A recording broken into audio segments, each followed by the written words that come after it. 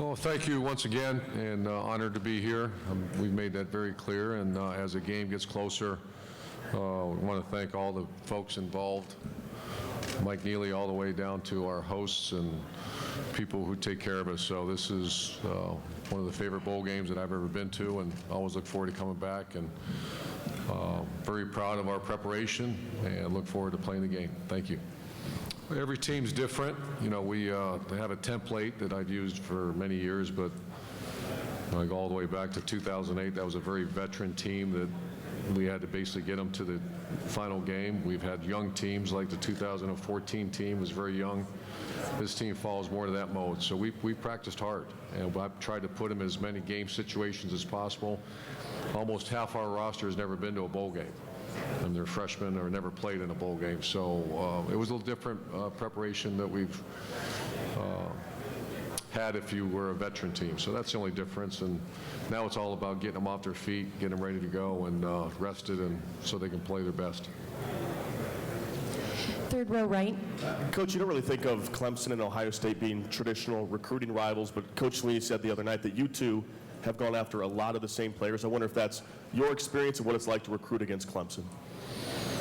Well, it started at Florida. I really didn't know much about Clemson, and we lost a player to them, and I didn't understand that. And you know, I remember Charlie Strong saying, you know, the Clemson does a good job, and then I got to visit there at ESPN. It's a good place, and so we are certainly probably, you know, our rivals, Clemson, Alabama. Those are the we're usually neck to neck with them and fighting for the best players. So you win some, you lose some. Back row left. Coach Brad Freilich with WYFF in Greenville, South Carolina, straight ahead. Can you talk about your relationship with Dabo Swinney a little bit? You guys have done things in the off-season together in the past, and just talk about the relationship you two have. Yeah, we were together last night, and we were trying to put together when we first met. I was the head coach at Utah. He was assistant coach at Clemson, and Tommy Bowden was the coach, and they sent his staff out to spend 3 days with us. That was the first time we met, and then this Phil Knight at Nike invites, I don't know, 15 to 20 coaches every year to get away, and that's when our relationship really got strong. Our wives are very good friends, so it's just very good relationship. Third row right. Urban, Craig Morgan from Arizona Sports here. Two-part question. Why do you think you've had so much success in bowl games? And secondly, do you think about your legacy in the pantheon of college football coaching?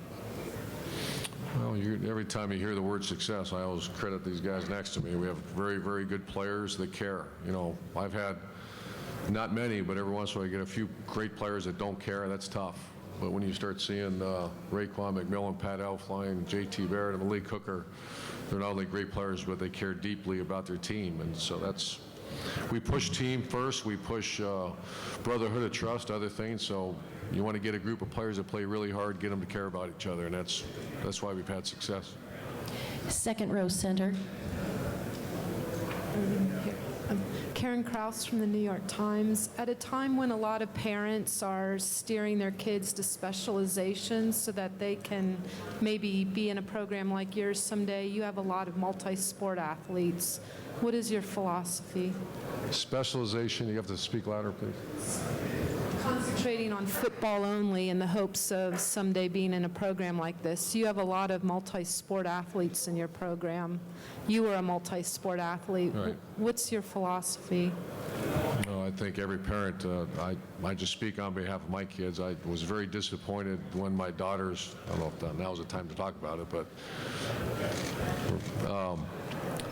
when I was told that she had to play volleyball year-round, because I think you should play multiple sports. My son plays baseball, football, and I always like the athletes that play more than one sport. But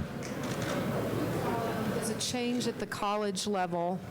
Does it change at the college level? Do you think that's when they need to specialize? yeah, there's just really no time to. I've had some dual multi-sport players, but I think one or two at most. You know, track and football are fine, but I had a couple baseball players. You start putting that in intense academic workloads, it's much more difficult in college. Next question. We have one more. Second row here on the right.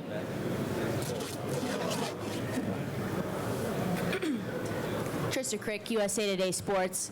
We're asking guys if Kanye West wrote a song about the team, what the title would be, but I understand you're more of a Sister Hazel fan. If Sister Hazel wrote a song about your team, what would you say the title would be? Sister Hazel. You have to ask one of these younger guys, I don't know. Okay, at this-